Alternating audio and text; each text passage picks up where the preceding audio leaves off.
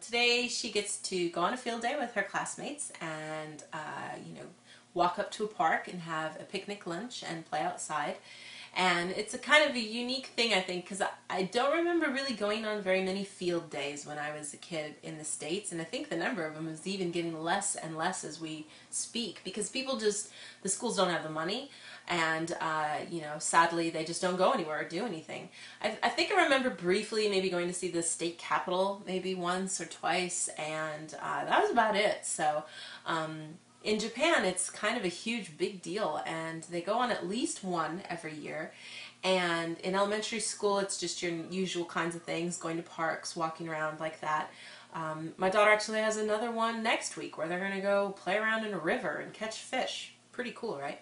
So, and then as the kids get older, the field trips get ridiculous. Like, they go to a neighboring town and spend the night. As they get older into high school, they go to foreign countries. They go to Australia.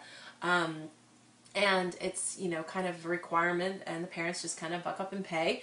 But it's a totally different world and a totally different expectation of the parents and the kids. When they go on these, those big travel kinds of ones, they're expected to bring money so that they can buy souvenirs for everybody when they get back. It's kind of surprising to me when you think about it, all the different kinds of things that they do here.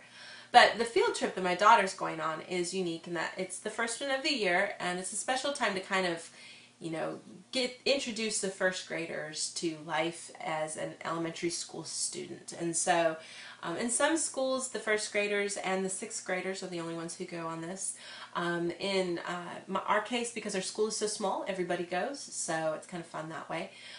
But it is usually just designed for, the older kids and the younger kids to spend some time together. They make a walk all the way up the road, all the way up to a big kind of onsen or spa kind of place that we have just up the road from us. It's a tough walk. It's all the way up the hill, and they actually bring the kids, the first graders, by bus to a little spot right outside our house, and then from there they walk the rest of the way.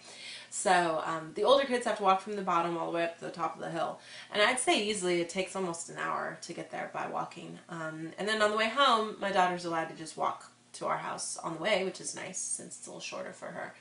But they walk all the way up there. I have to make a bento or a special lunch for my daughter, so make my special bento. And I'll have to show you guys if I can sometime. I'll show you guys some of the different cute ways of making fun little bentos for kids, little lunch boxes. And then the kids are also allowed to spend 300 yen on any kind of snacks that they'd like to bring, as long as they don't bring gum.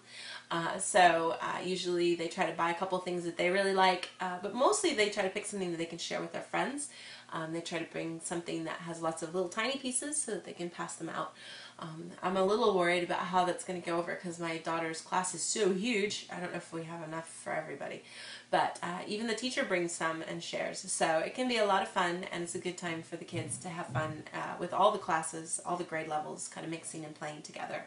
It does make them exhausted because it's an incredibly long day then, but still a lot of fun. So, but I'd be curious if you guys remember any really fun times of field days that you kind of remember going on, field trips.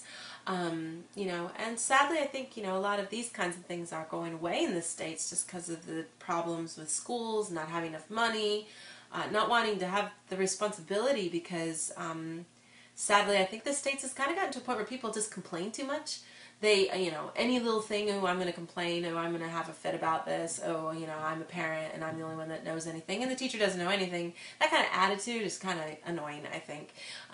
The old days, there was still a little respect for teachers, and, parents understood that the teachers probably knew what they were doing, and it was okay.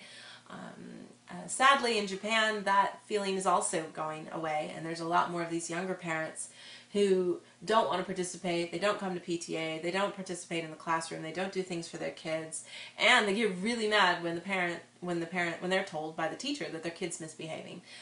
And that's always troubling because, we kind of all need to work together to help kids learn. So that's just kind of my opinion on things. So I'd love to hear what you guys have to say about it, if you can remember any fun things like that. We had a good time today because we were able to kind of wave at my daughter as she walked by because our house is right by the road. which is not so great for other times because it's loud with all the trucks and people riding by. It's not a major street, you know, for where we live, but it's, you know, paved, so there's people on it, and, you know, buses and trucks and stuff stop there sometimes. So my dog does not like people, and he barks at every single one of them, so it can be annoying a little bit. But we were able to say hi to her and her classmates, which is fun. So yeah, so leave me any questions or comments in the comment section below, and